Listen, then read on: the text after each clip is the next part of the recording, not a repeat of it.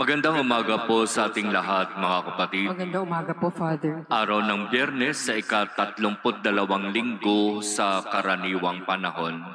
Halos 5 araw pa lamang ang nakakalipas nang tayo ay pagbantaan ng matinding bagyo. At sinasabi ng marami, salamat sa biyaya ng Diyos, salamat sa Sierra Madre Mountain, ang super typhoon na basag at hindi nakapanalasa ng matindi sa mga probinsya sa Luzon. Bagamat marami rin naman ang matinding naapektuhan, pero dito sa NCR, hindi ito nakaapekto ng matindi. At sinasabi ng marami, salamat talaga, Sierra Madre. Pero sino ba talaga ang dapat pasalamatan? Sa unang pagbasa mula sa Aklat ng Karunungan, sinasabi, napakahangal ang mga taong hindi nakakakilala sa Diyos. Nakikita nila ang mabubuting bagay sa daigdig, ngunit hindi nila makita ang Diyos na buhay.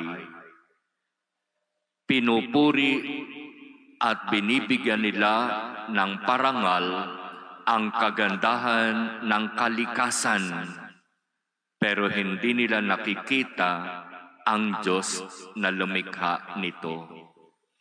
Kaya mga kapatid, napakagandang paalaala ito mula sa ating unang pagbasa na ang kagandahan ng nilikha ay dapat na makita natin sa pamamagitan ng lumikha. Ang Diyos na siyang dahilan ng lahat ng magagandang nakikita natin sa ating paligid. Kung nagpapasalamat tayo sa Sierra Madre dahil sa napakatibay na pangangalaga sa kabuuan ng Luzon, di ba mas dapat tayong magpasalamat sa Diyos na lumikha ng kabundukan na ito ng Sierra Madre?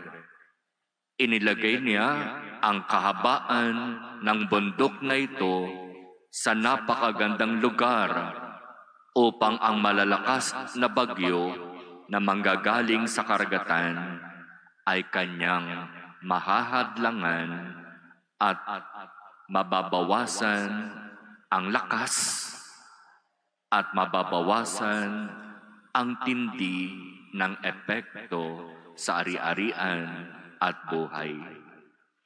Ito mga kapatid ang palagi nating tandaan.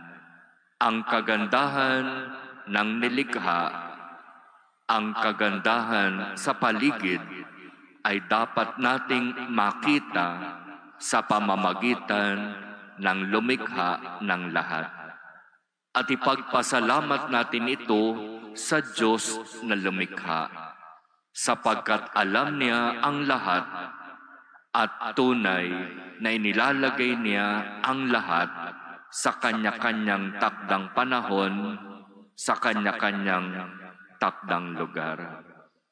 Salamat, Sierra Madre, pero higit at lubos na pasasalamat sa Diyos na lumikha.